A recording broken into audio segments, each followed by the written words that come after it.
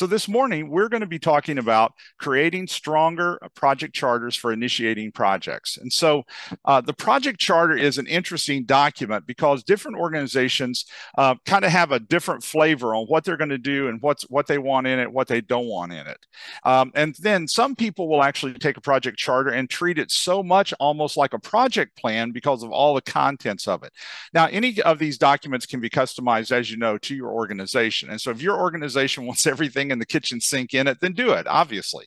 But there are some things and some reasons behind when and why we should use a project charter and what the project charter is really meant to do. Now, that doesn't mean that your organization is necessarily going to change anything, but it does mean that when we're looking at it as the industry of project management, how do most people view this? So what I want to do, let me bring up a whiteboard for you just a moment and kind of show you where this is, just in case you're not real sure where the project charter goes, because some will actually use the project charter all the way through the project. So let me show you basically PMI's position on this, okay? So PMI's position on this is, all right, you should have a charter, should have a whiteboard coming up. Very good. All right, so when we look at initiating, and then of course you got planning, we know our processes. You got executing, you got monitoring, controlling, and you got closing, okay? So the charter is normally an output right here. And so your charter is normally in that first process group. And the reason it is because what the charter normally does is it appoints a project manager. It will normally appoint or at least give funding to some extent, depending on what it is. Maybe it's upfront funding. And then normally it'll start putting in a few of the team members. It will have a high level scope and it will have maybe even a high level deadline.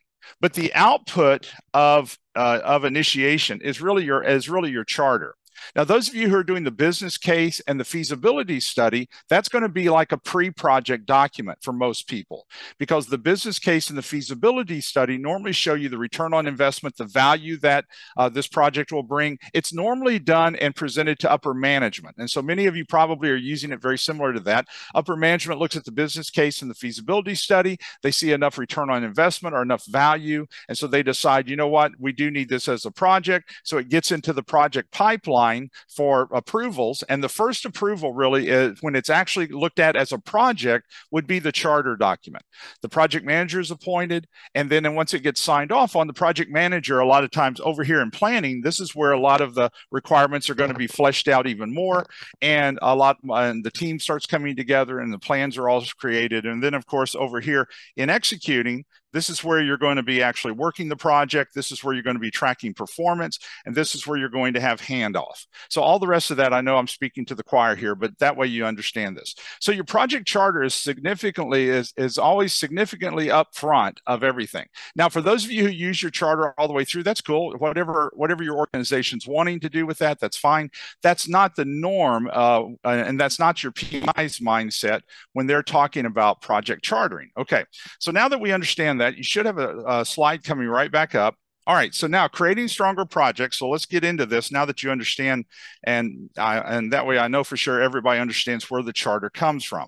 So the definition of a project charter is that it's a document that takes project ideas from the business case and feasibility study to the project pipeline, project management pipeline.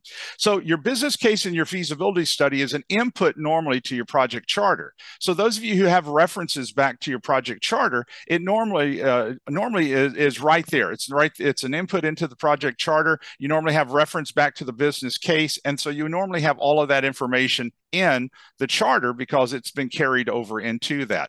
And so even though it might be three separate documents, you've got it normally, that information has come over into the charter area. So the project charter allows executives or the PMO or whoever the sponsor is, whoever's making this decision for whether to do the project and whether it's a high enough priority, it allows them to be able to look at this and say, you know what, this is what we want. Now, for you folks that are doing the regulatory stuff, listen, I get it. Regulatory, you didn't get to vote. Nobody did. You just have to do it to produce it, okay?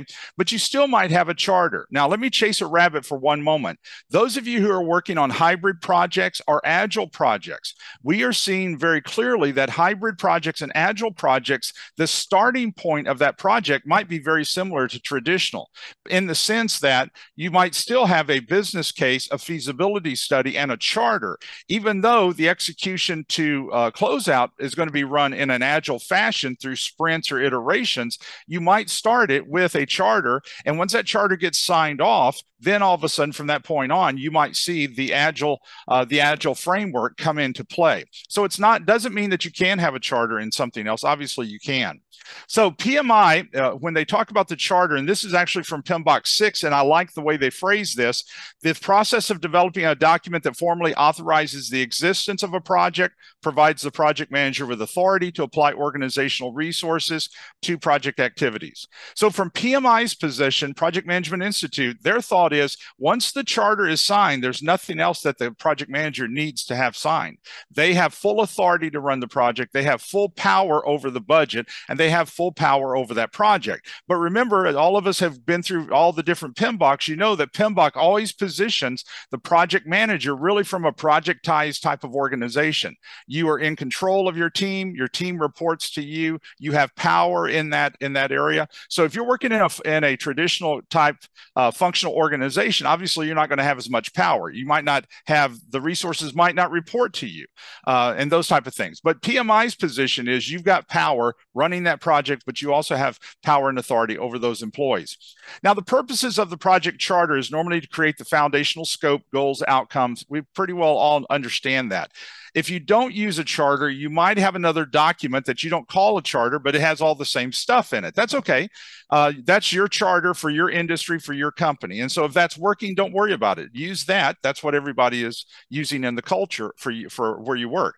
It aligns with the organizational strategic plan. Now, I'm not going to chase this rabbit, but other than just to say this, we've done it in other webinars that the project you're running should be connecting to programs in your organization, which is connecting to the portfolio, which is connecting to your strategic plan. So there should not be any question on why we're running this project. We didn't just have extra money, okay? We're running this project because this is driving a component of the strategic plan. Your project manager has identified some budget, even though that budget might not be totally complete at this point, because you're going to do a WBS, a work breakdown structure with your team, and you're going to be looking at the scope. You're going to still be interviewing some customers over in the planning section, and you're still going to be fleshing it out with the WBS. And so they might have an opening budget for you. And so it lists initial risk, issues to consider, and maybe even subject matter experts. So all of that is very common in your project charter. Now, a lot of different people have quoted different things about the project charter. Let me quote you the last one, because I like Kerzner. If you don't know Harold Kerzner, he is a phenomenal writer, but he said, engaging stakeholders early on through a robust project charter can foster commitment, increase accountability, and ensure a smoother project initiation. And I so agree with that, and you probably do too. You want those stakeholders to be supportive when you need them to be there, when you're needing them to attend a meeting. You're not wanting to have to get the dogs out to try to find them. That's what the emphasis is. And so stakeholders are a very important piece of this. All right, so the difference between a project charter and a project plan. Not everybody does this, and you can customize and run projects in your organization any way you want to. You understand that PMI even says customize it to fit your organization. But occasionally you'll see people trying to run a project using the project charter, and it's normally not robust enough. Now, if it's working for you, then do it. But normally the charter is that introductory document that gets it approved, gets the project manager. So the project charter appoints the project sponsor, manager, initial team. It's the authorizing document. And then you go to a project plan, because many of you are using a project plan far more detailed than what your charter ever will be, because it's going to feed into your schedule. It's going to feed into your Gantt charts. There's analysis that you might find yourself having to do on your project far more than what your project charter has. So if you need that second document of a project plan, then then go for it if you're trying to do it with a charter. Usually a charter is not robust enough. So the plan takes the project scope and then it creates a project plan. Who's doing what? And so you're going to get into your responsibility assignment matrix, who's doing what, and then ultimately it's going to go to your schedule, which is going to show on your Gantt chart when something's going to start and stop. And even though it won't be perfect, as we all know, nothing is. There's no silver bullets in project management. I mean, it takes monitoring and adjustments and all of those things. It normally will work better for you with the plan than it will trying to run it with your charter. So the charter can be whatever size you think it needs to be. Many of you are working in an organization that is streamlined. Your charter is maybe a one-page document. That's fine. Listen, this is not to get you to fill out 50 different templates. You need time working on the project, not filling out stupid paperwork. We don't want to do all that, but you want something to say, this is a project and here's the people that are going to be working on it and here's the authority for it. The charter should be an overview of the project. And when I say overview, I'm talking about, it could be a very high overview because once again, your sponsor who is the person who's approving this or working with you, they might not be the expert at this stage. So they might be using a business analyst or someone to work with them to write the charter from a high level, and then your team might be the people fleshing it out. So don't assume that I've got a charter, so I know exactly how that project needs to run. That just means you've got the authority. You and your team will figure out how this is going to go. So most project charters, if you fit within the average, I'm going to say are somewhere between 1 to 3 pages. And I know there's exceptions, so you don't have to text me because some of you are doing some of these massive overhauls at the power plant. I know your charter might be even larger than that or smaller than that, depending on the company. And that's fine. There's not a problem with that. But your charter is a brief overview, high level kind of stuff.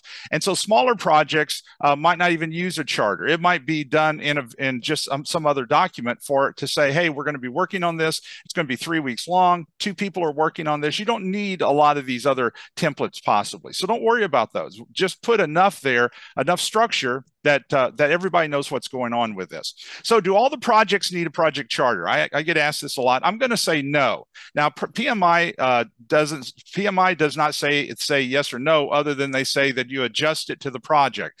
And what I would say is that some of these that are just real quick hit projects that you get assigned to, that's almost like a work effort. Let me call it like that. But you're doing all the project management stuff. Your supervisor told you to do this. That's enough approval for it. You're reporting it back to the supervisor. It's inside the company. It's very possible that you don't need any of those kind of things because what you have is you have that capability to report face-to-face or verbally, even virtually to your boss. So you might not need that level of documentation. Now, are there some disadvantages of the project charter? Project charters know how the project will run, completion date maybes, budget, solutions, and these are all starting. So when I say completion date here, it might not be a hard date, as you know. This is where the company is kind of projecting that it's going to be there. Now, for some of you, that is a hard date. In other words, if they chartered it and said June 15th, by golly, it's June 15th for you. If they said 500,000, you're not getting a dime more. And so I get it. But the point is, normally it's a starting document to get you going in that direction. And so what happens if this is the wrong solution? We've all seen that, especially with technology evolving, or the wrong project manager, or insufficient budget, or insufficient time, or partial scope. We all try our best to get the scope, but we've all been in that situation in gathering requirements to where we think we've got the scope and we've rolled out our project plan. We're a month into the project, having meetings, and then all of a sudden somebody from the customer side starts talking about something and you think, wow, I've never heard anybody say that part. And all of a sudden there's that sick feeling that we all have to where, how did we miss that little piece of requirement? Now, we might not be a big deal. We might be able to do it without more money or more cost, but there is a sick feeling that comes along with that. So creating a plan for the project charter. So let's go that route. You might not need this for your charters. Your charters are relatively small, so you might not need this. So just kind of take this as an aha if you do need it. So one of the most overlooked action items for creating a project charter is to create a plan for creating the charter. So what is the process I need to do if I'm having to create the charter? Now, in PMBOK and in PMI's world, the project manager is not the authorized person to create the charter. You know why? Because they are assigned in the charter, okay? So normally your sponsor or management, along maybe with a business analyst or a SME, normally takes the responsibility for creating the charter. But we all know that many of you in the real world, you're it, okay? You're the person. You're going to have to create the charter. And so I get it. But what kind of plan are you going to have to put this charter together? To do the initial research, the initial estimates, looking for the expertise or the solution, the initial solution, because there's a certain level of research there. And that's one of the reasons why the business analyst position has become under such scrutiny today, and putting them on the front end, working with enterprise to decide to do some of this research. And then it comes where the project manager is appointed. So creating a short but thorough process is going to make a huge difference with you of how we're going to put this document together. Because remember, this document's going to go up to management. It's going to go across. Everybody's looking at it through I'm going to say critical eyes, not meaning they're negative, but they're looking at it for what has been missed. They're looking at it for risk. They're looking at it for what was left out, that kind of thing by critical. Now, researching the project charter. So the first thing is you might have no project charter. And so the reason why you don't have a project charter, maybe management doesn't want that. Maybe your projects are so small, that's fine. So researching for the charter. So if we have no project charter, it could be because of strong bias, wrong assumptions in the past, unknown risk, rework. All of those things is reason why you want a charter most of the time. Now, if you're running little bitty dinky projects, okay, I get it. You don't need a charter. It's done in an email or it's done in a one-page sheet. That's okay. But you want something to be able to look at this, because you are making assumptions. So you're wanting those assumptions to work. You are coming up with ideas about risk. You do have some risk in your head, and you're not wanting to get caught in this ever changing thing of rework with stuff. But the other piece of this that you're looking at is before the project begins. So set the tone. That's what a charter will do. It sets the tone. You understand the priority. You learn about any special circumstance or special solution that's being proposed. And the scope is a lot of times set right at the beginning. Now, that scope might adjust. I get it, because of the more research you do in planning. But the point is, it's set right there. Now, listen to me. This is not a problem on the projects that we've run 5 times. We get it. This is going to be a huge problem when you're talking about that new stuff that you guys are getting into. You men and women are getting into these new things that nobody's ever done before. For an example, what are you going to do next year if you're brought in and all of a sudden somebody asks you to write a charter on implementing AI in order to help the organization? Where can it help? Where would it hurt? Would that not change the whole mindset of nobody knows anything about AI? You got bits and pieces around the country. So when we talk about something new is where a lot of this really fits in. Then during the project, the scope begins to evolve. We know how that works. It evolves sometimes by change orders, legitimate. I get it, but it also evolves because of just we know more as we go through it. Obviously, in the middle of our project, we could set the scope of the project a heck of a lot better than we could sometimes on the front end, okay? So you maybe had limited interviews in the beginning. You maybe felt rushed to create a document because they wanted to get PMO wanted to get it through, or important facts got missed. I mean, all of that stuff happens, and there's no silver bullet. You can have 50 years experience in project management. We've all missed something because, once again, we don't know everything about everybody and everything. So you do have a little adjustment along the way, or you discover something you didn't know. You get in the middle of a project, and all of a sudden you discover, like one of the power plants years ago, they had something broke. Once they were doing maintenance project on a power plant, they discovered something was broke. Well, it cost several million more dollars, and they fixed it while they were in there. Nobody would know that until, once again, you got into the middle of the project. Now, project charter rigor. Let's look at this. So every charter does not need to be the same size. And many of you have this really detailed really well in your organization. So good for you. So the idea here is that you're trying desperately to come up with a structure for your charter. And so different levels. And so, like, for an example, and like I said before, these numbers might mean nothing to you because your numbers could be totally different, but I'm talking about levels. And so I think you'll get what I'm talking about. So whatever that lowest level would be, under 50,000. So that might be a work effort. I'm doing it by myself, or just you and I are working on something, reporting to a supervisor. It's in-house kind of thing. I might not need a charter and I might not need a project plan. We're just trying to do something and get the work out the door. Okay, that's that level there. The other piece of this that we might have would be the second level, and I just gave it from 50 to 100,000, just as whatever that second tier is. This might be classified as a mini project charter. And so as a mini project charter, whatever that would be, it could be just almost like a half a page form to where we're jotting this down. Now, if 50 to 100,000 is a big project for you, then obviously it'll have more rigor. Third level would be 100,000 to 300,000. So that might be a medium-sized project. A couple of pages, you understand how this connects to the priorities of the organization because it's pretty substantial. And then I just went with the 4 levels here. The highest level would be anything over 300,000. You'd have a full-blown project charter. And so that would be whatever your organization says is a full-blown project charter. So by being able to put structure there to where you've got levels of project charters, keep some of the pressure off of you of this idea that, everything's, this is a 2-week project and there's not much to it, but I got to produce this 5-page document. That's silly. You don't need all of that structure in those situations. All right, so let's go to the next piece here. So challenges in creating the charter. There are challenges in doing this. The first is no analysis from a business case or feasibility study. So if we haven't done a business case prior to the charter, then some of that analysis we don't have access to. We're just starting with the charter. But if this charter is something based on a previous project, did the same project 3 years ago, or we've done something similar to this 4 or 5 times, the business case might not even be of a great value to you. So you're determining that piece. Ambiguous project objective, scope, or goals. We've all worked on those projects to where when they start describing it, you don't have anything hardcore to be able to anchor down. And so you find yourself trying to figure out, okay, what is it that they're really wanting? They're using verbiage, but that verbiage is unmeasurable. I want things to be faster. I want things to be more efficient. At the end of this, we need better efficiency. What the heck does that mean in that situation? Also, lack of stakeholder engagement. Managers, executives, customers, you feel like you're begging them to come to a meeting on their project. I mean, that gets old after a while, and that's a whole different topic for stakeholder engagement, but it does. It gets old after a while. You want them to be engaged on it. And then the goals and objectives that were created maybe are limited, or they're not based on research, or somebody has picked their own pet solution without research, and they're demanding it up front. And so you think, wow, I don't think that's the best solution for what we're needing to do here.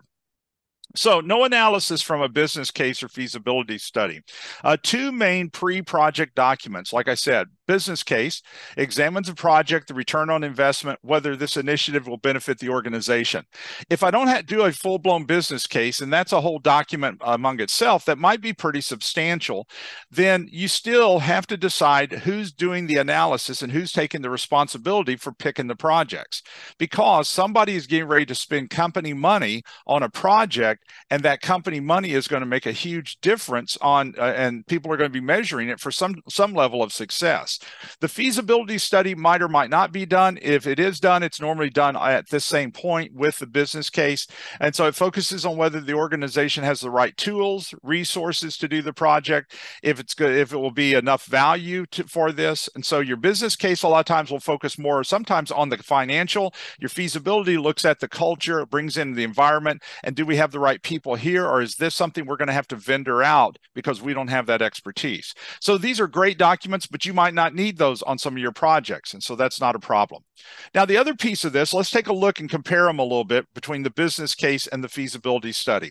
Many companies will use the same verbiage for both, but they are technically a little bit different, even though you find yourself doing them simultaneously a lot of times. So your business case normally looks at customer value, return on investment, benefits, and risk reduction. Now, yours maybe is more expensive than that. I get it.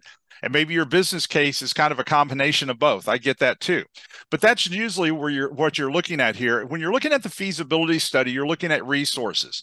Right now, most of you are working with organizations that have a limited skeleton crew. Now, what I mean by that is your company feels comfortable with the pot of employees they have right now, but most of you probably have a lot of positions that are open that nobody is filling, and your company's not letting you fill it right now because they're trying to run lean and mean. but your projects are still coming down the pipeline at full speed. And so what's happening, where you used to have 2 or 3 projects, you've got 4 or 5 projects right now. So when you look at resources, you've got to look at that. You know, if you did a capability study or a capacity study on your resources, you might realize we could work 20 hours a day and still not run these projects and get them out the door the way management's saying it or the way the business case is saying it, because your people are just not going to be able to do and work to that level. So SME availability. Do we have a subject matter expert internal, or am I going to be hiring somebody to come in? And also internal knowledge. Do we have any knowledge of this? Now, where we're going to see this is connected to the AI thing within the next 18 months to 2 years. It will be something you will be talking about if you're not already, because people are going to look to get on the front end of this for increasing value, reducing expenses. And I don't see it as much getting rid of people as much as it's going to be an assistant to keep us from having to hire new people, is what I'm seeing. But the point is, it could get rid of somebody's job, I guess, but I think it's going to be more of an assistant for us than almost anything else. Now, the other piece of this that you'll see is input, which is this is going to be input into the charter. All of that goes into the charter. And so if this is these are substantial documents, then obviously your charter is pulling from that information and that research, and you're having to trust it. So whoever did this, which is management or the business analysts, then you're looking for somebody who has done due diligence on this level of research. Now, ambiguous project objectives, scope, goals. We've all been there. It's not easy to measure, but management's convinced we need it, but you're trying to put it into hard facts, hard data. So project objective, scope, goals can become more definitive. It takes interviews, clarification of outcomes from all parties, ways to remove the ambiguity. And of course, you've learned it over the years, I'm sure. Discuss the evolving scope with subject matter experts, management, customer representatives, because once again, you've got to be able to quantify whatever it is they're wanting. Performance is going to be better. How much better? What is it now? Do we even know? We want more efficiency. How are you measuring efficiency right now? Do they even know? They just don't like what they have right now, and you're the solution they're bringing in to be the miracle worker for everybody. You know how that is. So here's your magic wand, and it's not there. But you are trying to nail it down. So ask questions. Keep asking questions until the ambiguity is removed, because they've got in their head probably some measuring stick. You've just got to be able to get it out of their head into your document so that you know how to measure that. So a lack of stakeholder engagement, that was one of the initiatives here. Now, all stakeholders are not the same. We know that, and we don't necessarily even want all stakeholders doing everything, okay? But stakeholder engagement is very important. So actions to help can be conduct the interviews with anyone connected to the project that you feel you need to. Set the tone with open communication, transparency. If you're questioning, or if you've seen in the past where stakeholders have not been engaged, that would be one of the first things I'd be talking to them about. We need engagement. If we're going to run this real fast and hit this June deadline, I need to put a call in or an email to you and be able to have access to you quickly. And so I would fight that battle on the front end with any of these stakeholders. They probably are not meaning to put you off, but remember, you have to manage them, because they're not thinking about you. I do the same thing with Kim. And so I don't know if Kim's on my call, on the call today with you guys, but I do that with Kim. I'll give her all kinds of stuff. I don't think about it. She's awesome. So I just know she's going to get it done. And probably that's the case with you. So your stakeholder, any stakeholder you think you're going to need engaged, or engaged periodically, as many of you do, I would fight that battle first thing when I'm interviewing. Now, you do understand at the end of each phase, we're going to have a meeting, and I'm going to need you or a representative being there. And so just go ahead and bring that up so you set the right expectations, and then create what is going to be the regular communication channels. Am I sending them infographics that has all the charts and the data, or am I putting a phone call in? Are they attending a meeting? Doesn't matter. Whatever's going to fit for you and your project, that's what you're trying to do. Now, Crawford gave a quote, and I liked it. He said, early involvement of stakeholders fosters a sense of ownership, ensures that the project charter accurately reflects the organization's goals. And I love it, because that's exactly connected to what we want. I don't need a stakeholder at every meeting. You don't either, but I want them there when I need them there. And I don't want to have to wait for days and days for something like that to happen. All right. So goals and objective created with limited or no research. We've all been there. We have a solution. Who came up with this stinking solution? Was anybody awake that day? You know, we've all sat there and looked at that solution and thought anything's better than this. Okay. So begin with historical information from similar projects, retrospectives, lessons learned. Did we learn anything from another project that we can use here? Obviously, that's a wealth of information. Verify the business case, verify the feasibility studies complete. The research was good. Now, let me tell you where I've seen some of you have trouble with this. So we did the business case and we did the feasibility study, but it took 3 years to get this thing funded.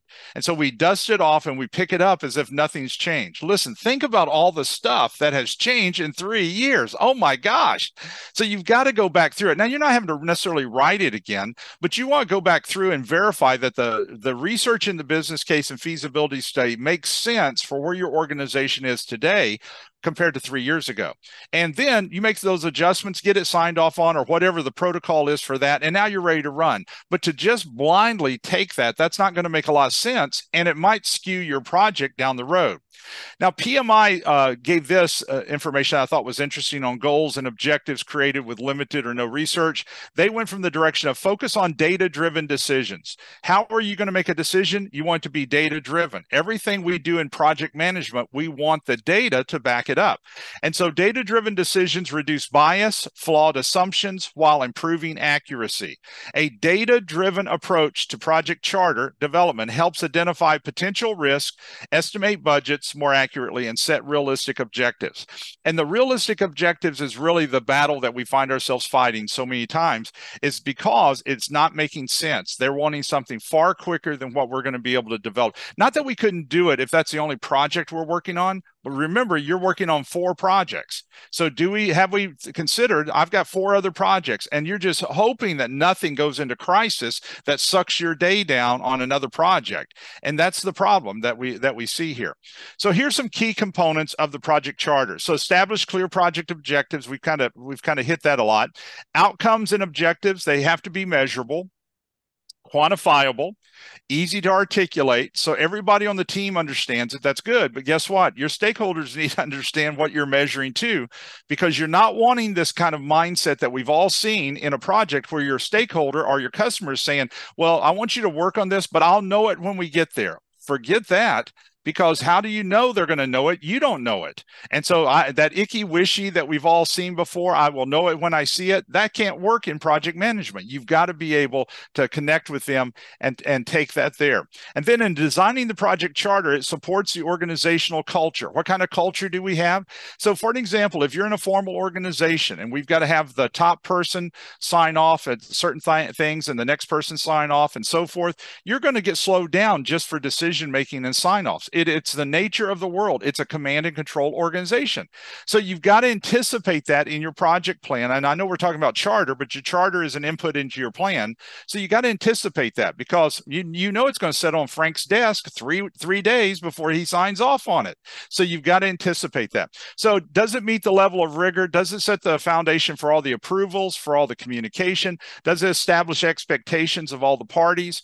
If you think, for an example, you're running it in phases and you think that one of the phases is going to need upper management approval because it's going to include some stuff that maybe is beyond what we have in the project, that would be something that you would go ahead and start fighting that battle for, that you're needing upper management to be part of that meeting or access to them at a particular time. That would allow you to be able to set that right expectation. All right, so key components of a project charter: form clear project objectives, outcomes, create clear, comprehensive, and understandable project scope. Design a timeline milestone on the project, should begin potential dates for each. And once again, those are potential dates in the charter, because until you do the plan and until you baseline it at the beginning of execution, those are all potential. Anything gets put on the shelf, guess what? Your dates change. And then you produce the list of initial risks that you're trying to battle with that project and you're talking to management about. Most project charter will have several sections. There's nothing mystical about these sections, but they are very common sections. And so identify the project vision, identify stakeholders, create an org chart for the project. If there's a reporting structure or an authority structure there, define the project milestones, create a resource plan, set the budget if there is an initial budget, list the dependencies, constraints, the risk, lay out an implementation plan. And so the point is you can, any of these type of things can be part of it. And so it's not uncommon for you to have all of these different sections, but don't just create sections for creating sections' sake. If you don't need that section, then dump it. There's no sense writing that, having somebody scrutinize it, and then having your team get confused over it if you don't need it. Cut it from you and move on. Now, data gathering for creating a charter. If your BA and management's not creating it, and guess what? The project manager is the one, as it is. If there's any doubt who's responsible, we know the term, don't we? Who is it? The project manager. So creating the project charter, you've got three main components that you're going to do over and over again. You've got your interviews, your brainstorming, your focus groups that you're going to be pulling from to create your charter. And so who you interview is going to be different depending on the project. The brainstorming, it might be with your team, but it could be with subject matter experts. And you might even find yourself having to speak to, the programmers, or having to speak to all the networking people because of the type of project it is. And so that might be your little focus group that you're having to interview on what you need to do for this project. So whatever you're needing to do to get a good, decent charter you're wanting to do. And of course, you're going to then stabilize all of that initial information in your interviews that's going to happen in project planning. So the overview, project aims to briefly describe the project goals, purpose, objectives. This traditional waterfall project will follow a linear sequential approach. When creating a project overview for Agile, the charter will focus on value and benefits is what it's going to focus on. And you know that once it starts with it, it's going to be run in iterations, and those iterations are going to have a lot of impact with the customer, because remember, in each iteration, we're going to have a demo and a retrospective at the end of each 4-week iteration, and that customer is going to be involved in some of that. Each project objective is going to have all the sub points and sub objectives underneath it, so it's crystal clear, even though some of it's going to feel very, very much almost like an outline in some cases with just a sentence or two. So make sure that sentence or two is there. The project scope in the charter is you're going to detail it a little bit. You might break it down into deliverables. That seems to be a better way to do this. You already do some of this a lot of times when you're doing a vendor, because the vendor gets paid a lot of times with deliverables. So it's not a bad way to do it. You're used to doing that with your vendor. But the point is that what are you expecting to be delivered periodically? So if you're looking at Agile, you're expecting after so many iterations, there's going to be a release, and that might be how you do this with releases for it. And so those releases make more sense. On the traditional side, your deliverable makes more sense, because once again, it's going to be a piece of working feature, functionality, or value to that customer or to that project, even though they're not getting it until the end, possibly. Some project charters will actually list what's out of scope. If you are an organization that's running rampant with all these crazy scope changes or scope creeps and all this kind of stuff, then put this in. This, and this is outside the scope of this project. You see federal RFPs have this in all the time. Why? Because they're used to working with vendors, and vendors creep the scope. And so they'll say these things are outside the span of control. So if that will help you, consider that. And then some will actually list key stakeholders. This is normally subject matter experts that they're putting in here. But the point is, if you need a key stakeholder to be part of something, or you're really going to struggle, then this could be a document that you could put that in. Doesn't have to be, but just something to consider. You might even list some of your constraints and assumptions. Constraints are things that could hinder the project. Assumptions are areas the team assumes are true, real, and might be without proof. And so you might have some of those in there. And what you'll notice is when you're getting some of this signed off on, management will a lot of times clarify some of this. They might look at that assumption as being something that doesn't have to be an assumption. They might tell you right then that's part of it, or they might say this is a wrong assumption. So you might find input from them during that time. And if timelines and milestones help you, then you could put once again a high level, but you're putting some of that in. And these are the 6 milestones that we're going to have, or the 60 milestones we're going to have. But once again, you do not want to make this thing longer than it needs to be. So what makes sense for your project and what makes sense for your organization is what you're wanting. Now, we know that the budget is there. For those of you who are in government, I get it. You start with the budget, and your budget is probably your budget, apart from something drastic happening. But many of you run it towards it's scope driven rather than budget driven. So the scope is driving it, and you adjust the budget to the scope that the customer wants after you plan it. But you might start off with an initial budget in this case. And so resources could include personnel who will do the work, all associated equipment, tools, items, any of those kind of things. And so the budget if the budget's coming out in the charter, it's going to be very important. It's an important piece for you to have. I get it. The other part will be the risk mitigation contingency. Now, this is going to be very high level because those of you who are doing traditional project management will have a risk management plan that you will create in the planning process group, okay?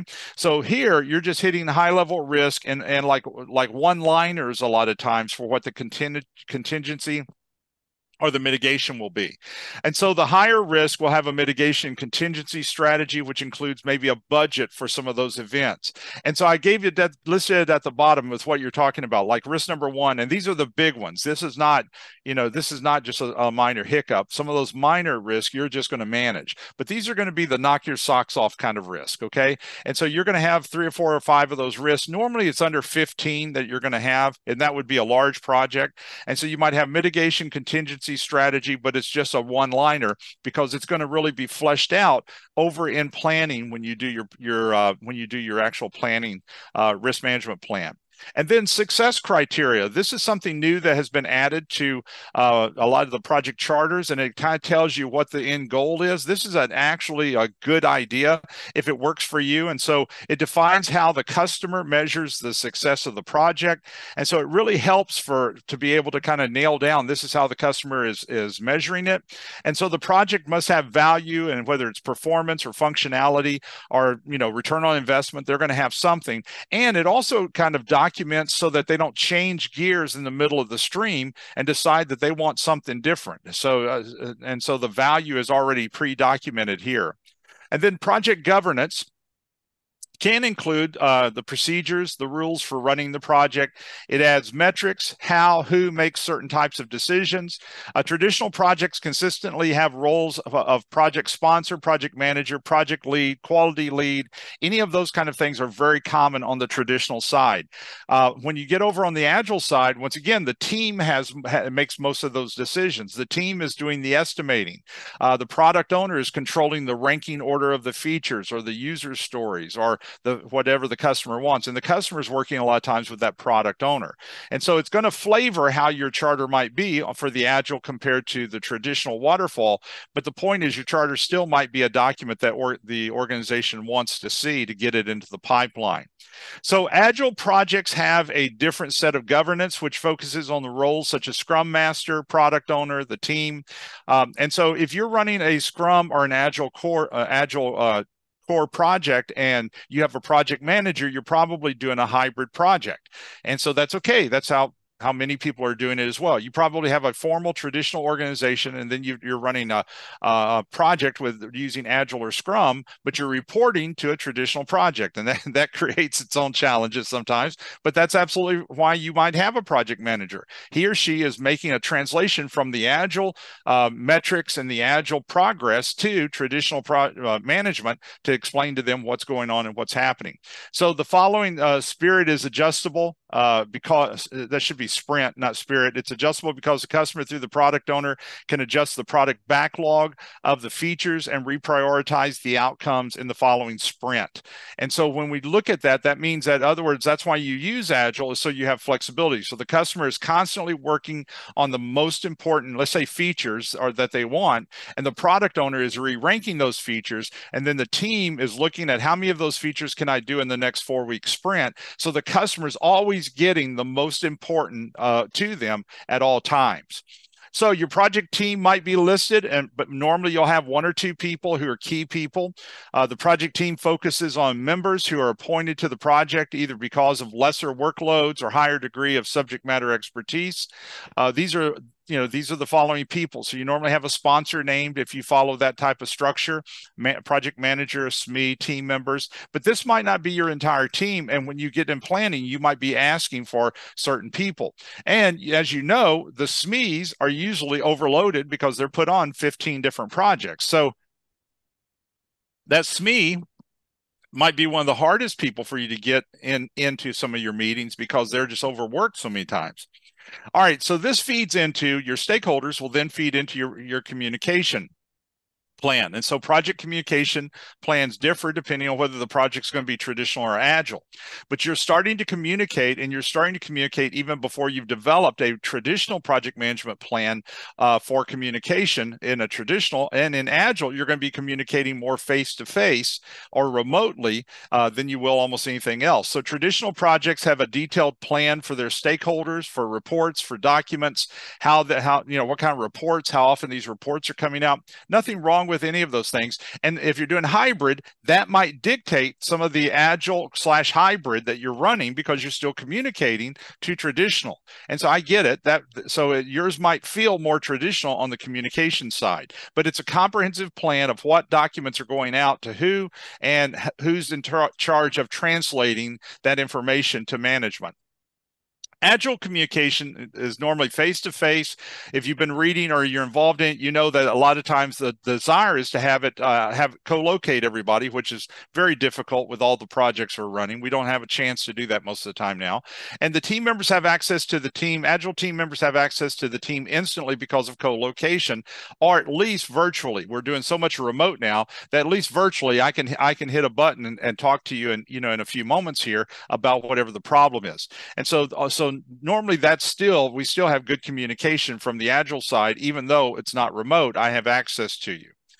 Reviews and approvals. The project charter is an approval document in most organizations, meaning you got us project manager, the project's going to be a project, and everybody knows now that it's been chartered and signed off on, it's an approval document. PMI looks at it that once that document's signed off, there's nothing else that's needed. The project manager can literally spend every dime and run that project forward without having to have any more signatures. And so that's how much emphasis they put on the charter for them. Now, changes and change orders are obviously going to be subject to review. Changes in Agile are going to align with the customer demands. And so you're not going to have all the documentation most of the time on the Agile side for change orders. That's the reason why you're doing Agile or hybrid, is so that you've got the speed is everything. You're trying to get value to the customer as fast as possible. So you're going to minimize that type of documentation on the Agile side if at all possible.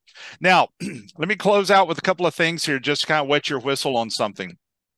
So I'm scared to try it. I was going to do it live, but I was scared to try it. And so I wanted to, now that it's already booted me off once, which has never happened when I was training, except for one other time in all these years. So ChatGPT. So how can the AI experience help us in charting a project? And so I actually did this. And so everything I've got written up here is what I used to see what it would do. And so it is an Agile artificial intelligence tool one can use to help do routine activities. So many of you who are tapping into to ChatGPT, you're already playing with it. I get it. But have you tried it with doing something for project management just to test? So I did. So AI, artificial intelligence, allows us to be able to help whatever it is we're trying to do. So let me show you what I did. So I opened ChatGPT and began writing about the project. So I gave a fictitious project, and if you've been in training, I do the projects called the mother-in-law case, where your mother-in-law, who lives 300 miles away, is going to have to move into your basement. And so we're going to have to move her. We're going to have to sell the family farm. They have outbuildings with some junk and some antiques, and we've got to get rid of all of that. Plus, we have to remodel our basement. So we do this activity in class we have for several years. So that was our project. And so I opened ChatGPT and wrote about the project, and because everything in AI and ChatGPT builds off of a prompt. And so it has to have the information for that project. So I put all that in, and then the benefit of it was just in 20 seconds, it gave me an outline of the project charter for that particular project. And I started cracking up because I thought, oh my gosh, I can see why speed wise, now it's not perfect. Don't mistake what I'm saying. And it's not perfect by a long shot. You still had to go back through and rewrite stuff. So it picked up on something that was a bigger emphasis than what I meant for it to, but it did give me a project charter structure as a draft. Let's call it that. So it's like a search engine on steroids was what it was. And so the speed in creating the draft, and I just did it for the project charter, and I was going to demonstrate it live, but I'm scared to. I'm scared we'll get disconnected now. Gives you some structure for this, and even though it might not fit everything. So this is the actual the actual prompt that I wrote. And I'm not going to read it for you, but this is what I wrote and plugged it into that. And then I asked it to create me a project charter on this project. And what it pumped out was so surprising to me because it was a great draft. And so here's a couple of things I'm just wanting to throw at you. Now, we're going to study this down the road because I know I'm speaking on it at Lake of the Ozarks next month. I'm researching at Liberty University with students to see, what they can do with chat, what they can't do with chat, with AI, because you're not wanting them to produce a thesis or a dissertation with this kind of thing. But the point is, it can be something very much a second tier for you to be able to help give you ideas, help give you some structure. And so you're not going to use anything cut and paste. It's not to that point. But it is amazing how close this will be. So if you go to ChatGPT using OpenAI, you can sign up for a free. It's going to be free for you to be able to start experimenting with it and just kind of see what it is.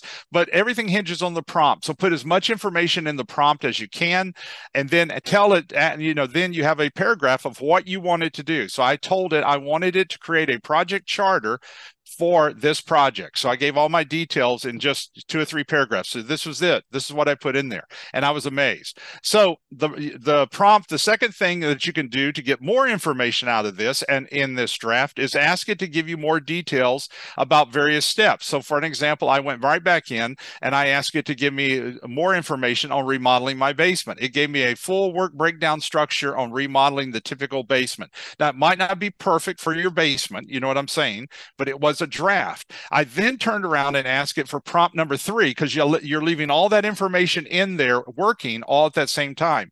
Prompt 3, I said, give more details on how the outbuildings can have a separate plan for separating the antiques from the flea market items. It gave me a plan. Now, it was not perfect, but it was a draft. And then the last thing I did was give me more specific risk associated with this project. And it listed about 15 different risks associated with it.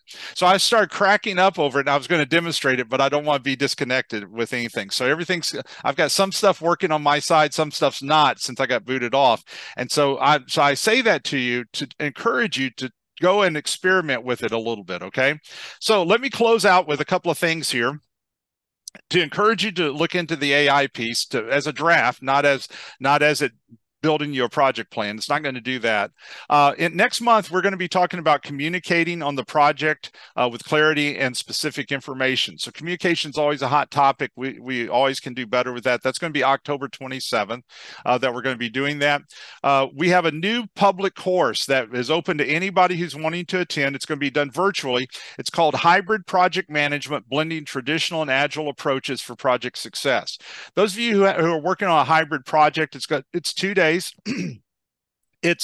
We focus on a lot of the challenges that you have and a lot of the things that you need to think about in order to do a hybrid project. So you can go to the website. It's $300. It's 2 days. It's registered with PMI for those of you who are PMPs and need the hours. I'd love to have you in this thing. This thing was awesome. We tested it out in DC with Federal Aviation Administration, and they were just it was really, really good. So it turned out to be just super, super good there. So anyway, that's something that's going to be coming up for you. And then we're closing out today our mastermind for our PMP mastermind group. And so we had about 55 people in our PMP mastermind group this week that really turned out to be really well. And so that allows them, it's free if you have somebody who's wanting to do their PMP. This gives them some structure, some videos on setting up their application, setting up their training, starting to get their documentation ready. And so it's free. And so we do several of those every year. And so if you're wanting to be part of that, it's free to everybody who's in there. And so it takes about an hour a day for 5 days. Plus, we give away a free scholarship for somebody to attend one of the boot camps. And then our last boot camp for the year is going to be December 4 through 7. Couple of things for those of you who are thinking about doing your PMP who don't have it. The PMP has changed drastically, as you know, since 2021. They had a few months ago or last year, they pulled the calculation section. The calculation section is actually, some of it is coming back. We had people just take their test just a few weeks ago. They had 2 or 3 calculations. So even though you're doing it virtually, they're now having you do a couple of calculations. So if you're thinking about doing your boot camp, then go ahead and get it in your mind to do this. The passing rate is about 97% for us, the first time passing rate. So the odds are we'll get you through taking the PMP if you've not done that.